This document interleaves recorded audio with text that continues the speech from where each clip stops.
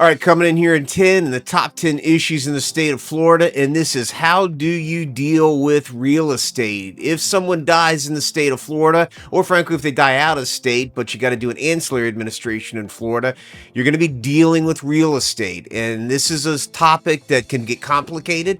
There are two unique and specific rules dealing with real estate. Number one, at the top of the pyramid is homestead. Many people die, most people die, they got a homestead. How that homestead is treated is completely different than all other real estate in Florida, whether it's investment property or commercial property or that rental condo or whatever else. Homestead sits at the top of the pyramid, has very specific rights for surviving spouse, for kids, and frankly, for everyone else behind.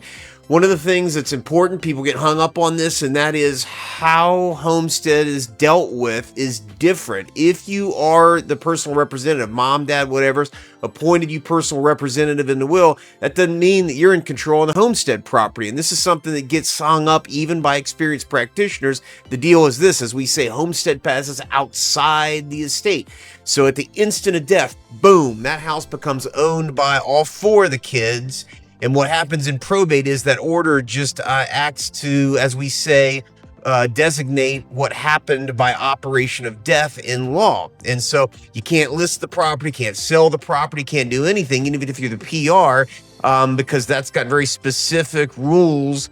Each one of them has rights, including the person who might be living in there. So number 10, dealing with real estate requires some very specific considerations and a very detailed and intricate knowledge of what happens in homestead versus non-homestead property.